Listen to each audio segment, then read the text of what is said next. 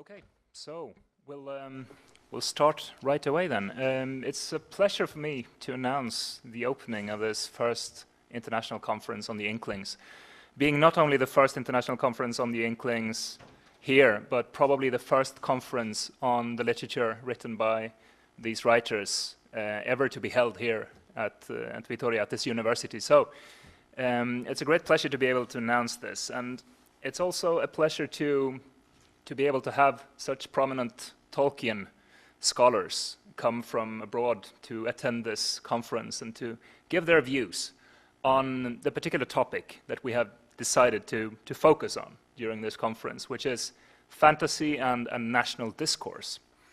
Now, when we talk about the Inklings, we usually talk about Tolkien and C.S. Lewis. There were, of course, many other members of this group, quite a big group of people actually, usually attending meetings at C.S. Lewis's rooms in Oxford in the 20s and 30s and early 40s. But usually when we organize our own conferences and when we go to conferences on the Inklings, we tend to center on Tolkien's and C.S. Lewis's work. They were by far the most well-known of the writers of this group, and two of the most widely read writers ever. Millions, hundreds and millions of copies have been sold of their works, and still not enough academic attention, I think, has been paid to the literary qualities of their fiction, especially perhaps not in Spain. Spain has been a country which, well, it hasn't really been known for staging many events about the Inklings. There is a small group of people regularly attending events coming here from Spain, especially Eduardo Segura is probably the big name in Spanish Tolkien studies, and he's based in Granada, at the University of Granada. He will be coming here tonight. He will be present at the book presentation, and he will be talking tomorrow morning about certain aspects of Tolkien's work. Now, the origins of this conference, the idea for this conference, actually came to us when we were attending another conference in Porto, in Portugal, last year. Maggi and Raul and Andoni, who's also part of the organization here. And it was during one of the conversations that I had with another of the plenary speakers who will be delivering his plenary speech in just a few minutes, Nick Groom, because he gave a paper, a lecture in Portugal about the idea of community in The Lord of the Rings. And I also knew that Nick had published extensively on the idea of national identity and on Gothic literature.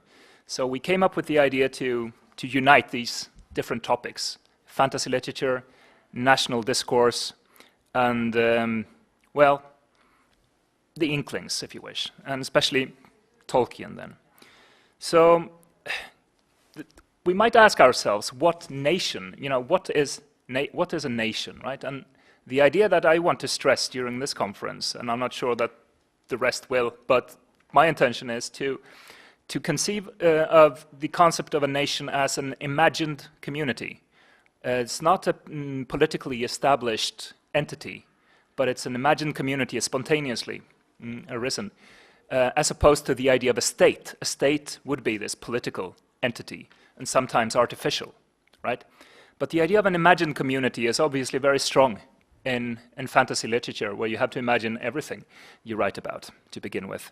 And it occurred to me that it would be interesting to try and delve into the ideas of how Tolkien and Lewis and the other Inklings recreated ideas about national identities, and especially English national identity then, in their literature. And they were writing their books, their works in the 20th century, in which many of the ideas about what it meant to be an Englishman were being questioned during the two world wars, and national identity was actually quite frail, and I think many writers felt the need to help establishing what it meant to be English during this time, and in many different ways. And what we'll look at during these days is how, especially Tolkien and Lewis then, expressed their ideas about what it meant to be English, but through fantasy literature, which is a rather different vehicle compared to many of the other literary expressions of this time. So we'll look at how the First World War affected the imagination of writers at this time. We'll look at national discourse. And this is not the same as nationalist discourse. I mean, there's this distinction here, and I think it's important to make this distinction. Whereas national discourse is something related to this imagined community, nationalist discourse would center on the superior qualities of this particular nation, right? And I don't think that will be the focus, and I don't think that was the purpose of either Tolkien or Lewis, to highlight the superior qualities of the English, but just to portray what English was for them and what it could be for others as well. So we'll look at Tolkien's work, Tolkien's Legendarium, and we'll look at Professor Honegger, who has been kind enough to come here all the way from Jena in Germany. He will look at Tolkien's project of establishing a sort of mythology for England. He will be delivering his speech tomorrow morning at 10:30 in the morning. And in a little while, Nick Groom, who's coming from Exeter, University of Exeter in England, he will be discussing the idea of the Gothic literature, the idea of identity, and also related somehow to the Inklings, especially Tolkien. And we'll also be centering on other literatures who have dealt with this same issue.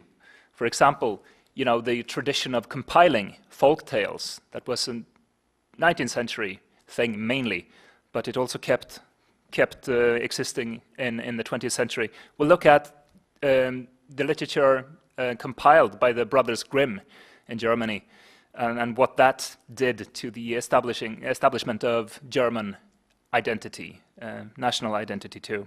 Miguel Ayerbe will be delivering his speech on that tomorrow afternoon.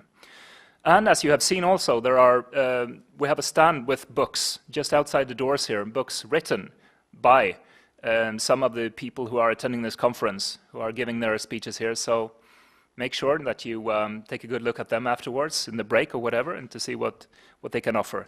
We will also have a presentation, rather informal presentation, a little bit later on this afternoon at the bookshop, the Elka bookshop. And so I would like to welcome all of you to the conference, and thank you for coming from Germany, from England, and thank also the members of the organization who have been kind enough to help us out here. Andoni and Janina and Maji and Nekaitz, very helpful, and it would be very difficult for us to arrange this without you guys too, right? So I will now pass the word to Raul, who will be talking about some practical aspects also of the conference. Oh, thank you. Thank you, Martin. Thank you for coming. Now we don't have a kind of big audience, not yet. Hopefully, I know that some of you have to be in class until 5 o'clock. So the ones of you who have done the effort, so thank you for being on time, in a sense. I'm going to read more or less the program, okay? The idea for you to know what are going to be the different things we are going to do. So after this opening ceremony, we are going to have the first plenary speaker, Dr. Nick Groom, and we are going to stay with him for more or less 1 hour, okay? And then after that, we have a break, 30 minutes, and after that, we are going to do something different. We are going to see a short film directed by Paul Urquijo, with a Gothic topic, something that you will really like. And after that, we are going to have an informal meeting with some of the authors that have the books here in Elkar, and we are going to eat some tortillas, drink wine, and so on for free. So you are also invited. Of course, that's going to be probably the best part. Then tomorrow morning, okay, we will start with the second plenary speaker with Eduardo Segura. After that, Thomas Honegger will be the second one in the morning. Break, and then a round table about the Inklings, where some of the scholars will discuss about specific topics related to Tolkien, to C.S. Lewis, related to the Inklings, in a sense. After that, the lunch, break for everyone, and in the afternoon we are going to have a panel, but it's going to be focused on possible future responses, especially for some of the students who want to do something with their lives, for example, being teachers or working in a publishing house, things like that, things that maybe can be a kind of future mirror for some of the students. So we are going to present a brand new publishing house, PortalEditions, with 3 different aspects. One is going to be focused on the publishing house itself, and then about the projects and the things they do. Quite interesting as well. Then coffee break, and finally the last plenary speaker, Miguel Ayerbe, in the afternoon. And to finish, the concluding discussion and closer, and a guided tour to know the Gothic Vitoria, which is going to be quite scary. We are going to know something about the most curious gods we can find in this super city, and you will probably love them, and that's going to be everything.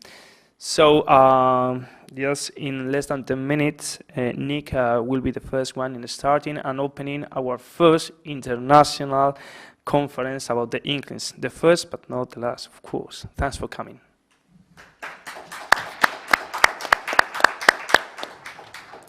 So, short break then. Yeah, 10 minutes.